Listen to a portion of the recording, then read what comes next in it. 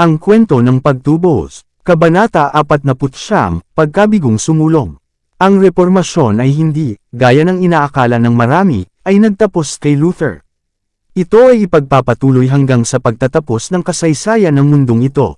May dakilang gawain si Luther sa pagpapakita sa iba ng liwanag na pinahintulutan ng Diyos na sumikat sa kanya, gayon may hindi niya tinanggap ang lahat ng liwanag na ibibigay sa sanlibutan.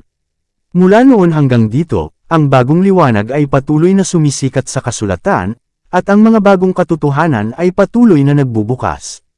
Nagawa ni Luther at ng kanyang mga kasamahan ang isang marangal na gawain para sa Diyos, ngunit, pagdating na gaya ng ginawa nila mula sa simbahang Romano, na ang kanilang mga sarili ay naniwala at nagtataguyod ng kanyang mga doktrina, hindi dapat asahan na kanilang mauunawaan ang lahat ng mga kamaliyang ito.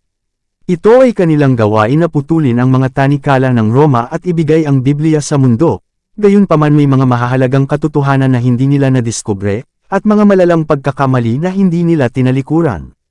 Karamihan sa kanila ay patuloy na nagdiwang ng linggo kasama ng iba pang mga kapistahan ng Papa.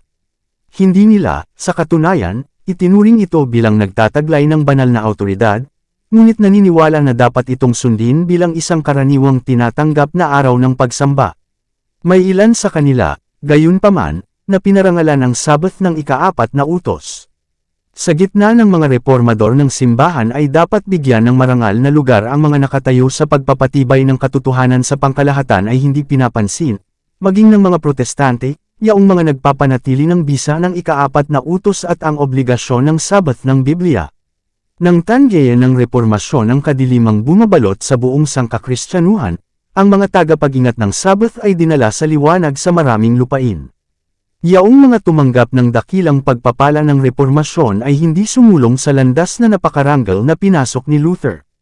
Ang ilang mga tapat na tao ay bumangon paminsan-minsan upang ipahayag ang bagong katotohanan at ilantad ang matagal nang itinatangi na kamalian, ngunit ang karamihan, tulad ng mga Hudyo noong panahon ni Kristo, o mga Papista noong panahon ni Luther, ay nasisiyahang maniwala gaya ng paniniwala ng kanilang mga ama, at upang mamuhay tulad ng kanilang pamumuhay.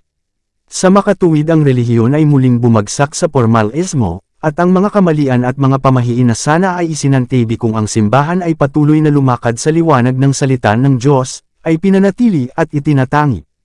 Kaya't ang espiritong kinasihan ng reformasyon ay unti-unting namatay, hanggang sa halos nagkaroon ng malaking pangangailangan ng reforma sa mga simbahang protestante gaya ng sa simbahang Romano noong panahon ni Luther.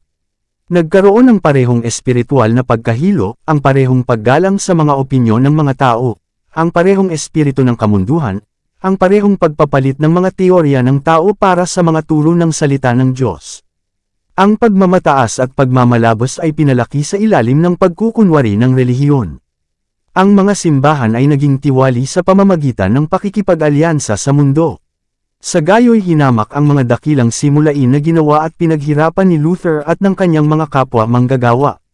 Dahil nakita ni Satanas na siya ay nabigo upang durugan ang katotohanan sa pamamagitan ng pag-uusig, muli siyang bumaling sa parehong plano ng pakikipagkasundo na humantong sa malaking apostasya at sa pagbuo ng simbahan ng Roma.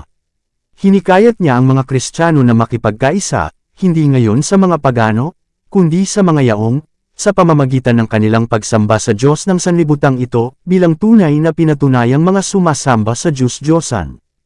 Hindi na maitago ni Satanas ang Biblia sa mga tao, ito ay inilagay sa abot ng lahat.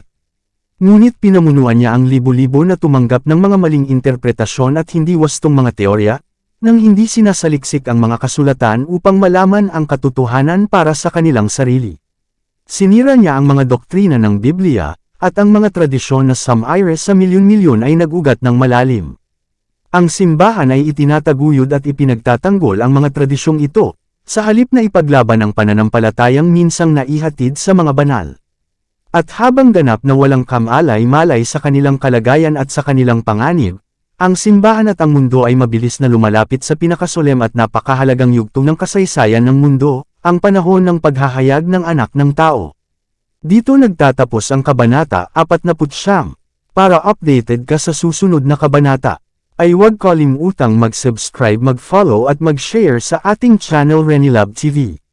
Maraming salamat po.